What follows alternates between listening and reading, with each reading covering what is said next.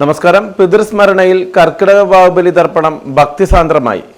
മൺമറഞ്ഞുപോയ പൂർവികരുടെയും കുടുംബത്തിലെ കാരണന്മാരുടെയും ആത്മശാന്തിക്കായി ബലിതർപ്പണം നടത്തുകയും അവരുടെ അനുഗ്രഹം തേടുകയും ചെയ്യുന്ന ദിനം.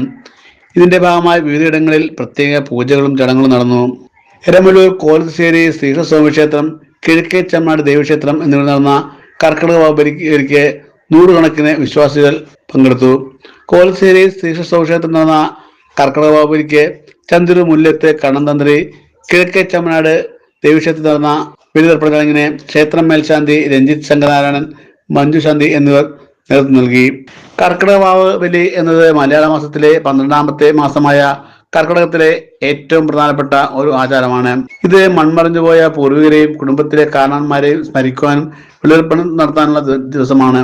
ഹിന്ദുക്കൾ ചന്ദ്രനെ പിതൃലോകമായി കണക്കാക്കുന്നതിനാൽ ചന്ദ്രന്റെ മാസമായ കർക്കിടകത്തിലെ കർത്തവാവ് പിതൃസ്മരണയ്ക്ക് വളരെ പ്രാധാന്യം അറിയിക്കുന്നു. ഉത്തരായന കാലത്ത് ഈശ്വരീയ കാര്യങ്ങൾക്കും ദക്ഷിണായന കാലത്ത് പിതൃകാര്യങ്ങൾക്കുമായാണ് പ്രാധാന്യം നൽകുന്നത്. കർക്കിടകവാവ് ദക്ഷിണായന കാലത്തെ ആദ്യത്തെ കർത്തവാവാണ്. ജീവിക്കുന്നവരും ജീവിച്ചു കടന്നുപോയവരും തമ്മിൽ ഹൃദയാർപ്പണം ചെയ്യുന്ന ധന്യവേളയാണ് കർക്കിടകവാവ്. ത്രേതായുഗത്തിലും ദ്വാപരയുഗത്തിലും പാലത്തിൽ പിതൃപൂജകൾ മുറതെറ്റായി നടന്നിട്ടുണ്ട്. പിതൃക്കൾക്ക് ബലിയിടുന്നത് അതീവ പുണ്യകർമ്മമായി കരുതുന്നു. ഹൃദയശുദ്ധിയോടെയുള്ള ഈ സമർപ്പണം അർപ്പണം എന്ന തത്വപ്രധാനോട് ചേർന്ന് നിൽക്കുന്നു. News bureau, Kochi.